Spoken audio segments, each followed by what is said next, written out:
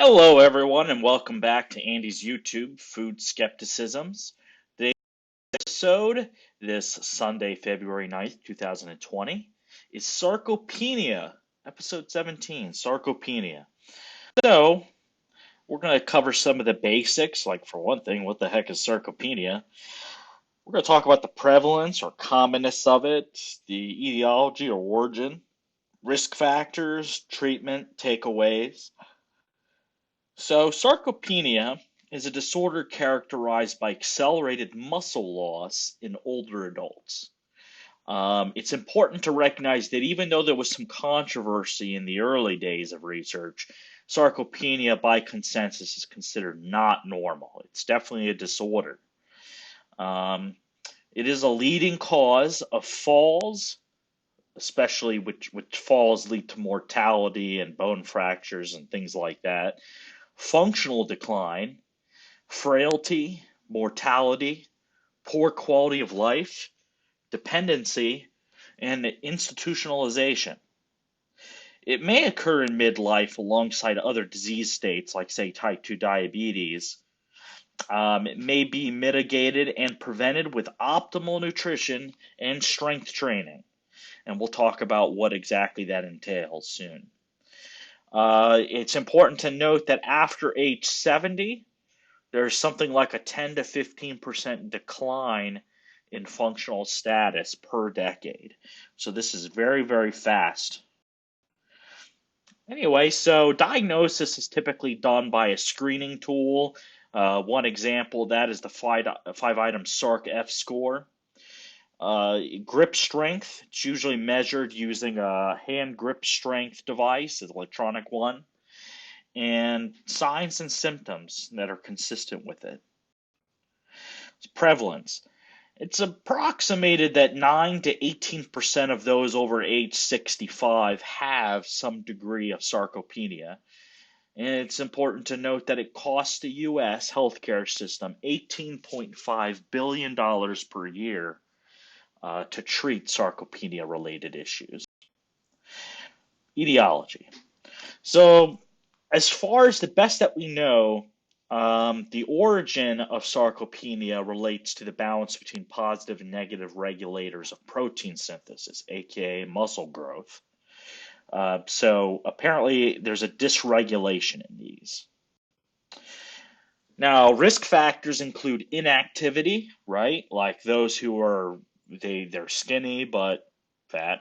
Frankly, they may be clinically obese or overweight. Poor diet or food insecurity. One reason this tends to happen with older adults, and I discussed this in a previous video, is that as people's spouses tend to pass on and things like that, many people find themselves alone and often resort to convenience foods or they don't get adequate nutrition in part because they don't really have the tools to go shopping and cook their own food and prepare their own meals.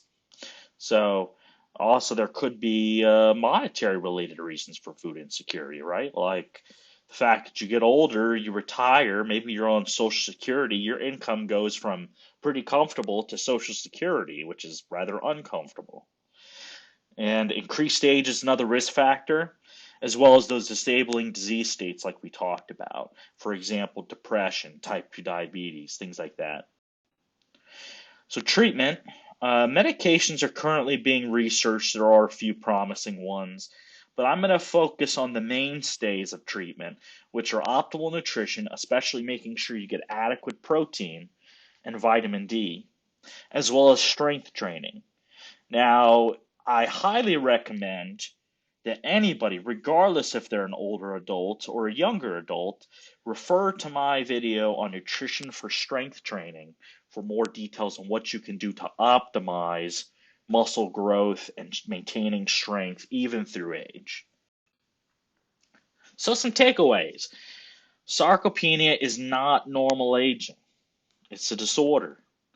Sarcopenia makes aging much, much more difficult.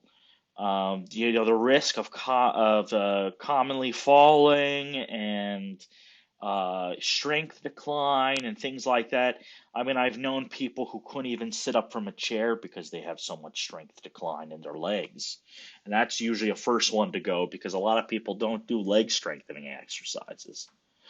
But anyway, sarcopenia can be prevented and or mitigated with protein and vitamin D especially, as well as strength training. So there is hope.